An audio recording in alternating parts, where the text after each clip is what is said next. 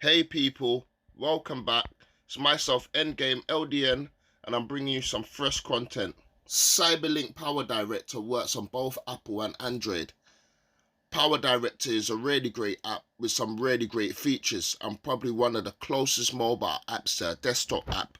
So this is perfect for anyone who doesn't own a PC or can't be fussed with one.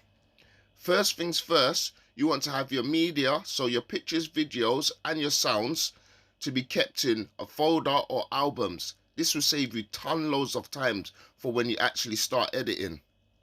And we will get started straight after this.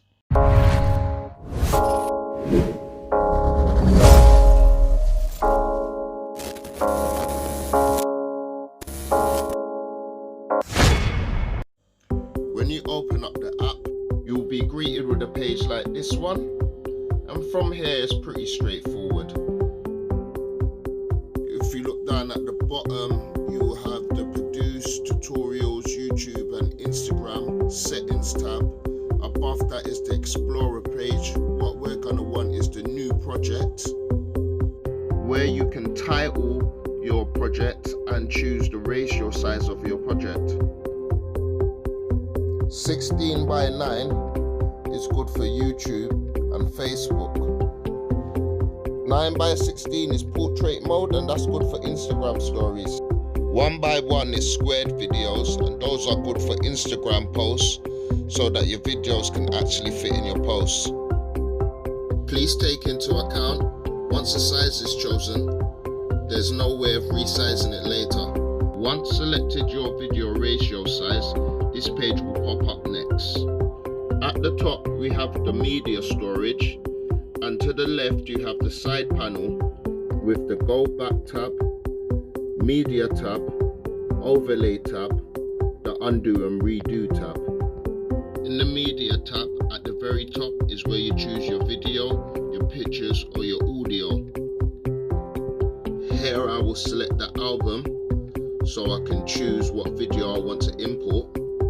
Here's where having your videos stored in an album will save you so much time, whereas you'll be able to locate them quickly instead of searching for tons of videos. Tap once to highlight your video. Once highlighted, you can press play to preview. If you go back and press the plus, you can add it to your timeline. Let's add another clip. If we highlight and click the plus on another video to add it to the timeline.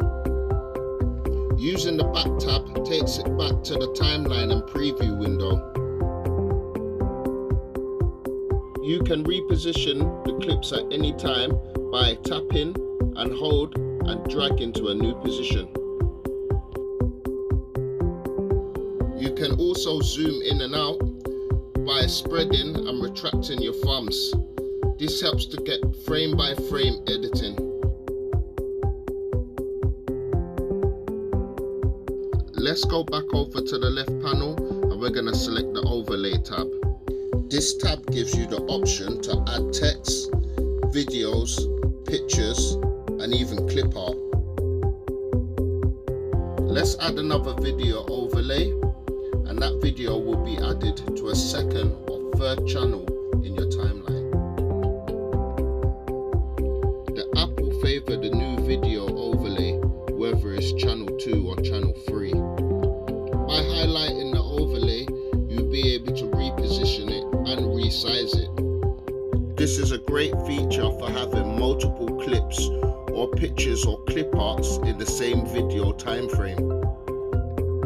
On your right side panel, you will find the produce tab. We'll get into that later. Underneath that is the settings for master audio.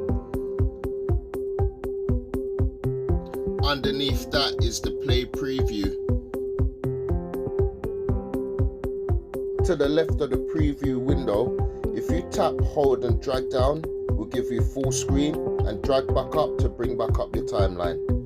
You notice a small square with a lightning bolt image. Tapping that takes you to your transition menu. At the top right, you will see a clock tab that controls the speed of your transitions. To the right of that is the play that will give you a preview of the transitions. Let's get down to editing. If you tap on a segment of your video and highlight it, on your left panel will now display a trash can and a pencil. Tapping the trash can will delete the highlighted segment part of the video. Highlighting the segment again, this time tapping the pencil, gives you the editing tools menu. There are lots of options to choose from, the splitter probably being my most used tool. I use this to cut and split a segment of my video, and any parts I don't want, I highlight and delete. Once again, highlight the segment and click the pencil. Here you will also find volume controls, filters, adjustments, speed, where you can slow down your video, giving it the slow mode effect, and there's so much more. If you want me to go into depth on how to use all these features, let me know down below in the comments, and I'll make another video in depth on how to use all the features, transitions, green screens, and so much more. Once your video is ready, you can go over to the Produce tab and produce your video. Here you can save to gallery, share to Facebook, share on YouTube, more output options, and export your project. If this video helped you out today, give it a big thumbs up. Don't forget to subscribe to my channel if you want to see more videos like this one.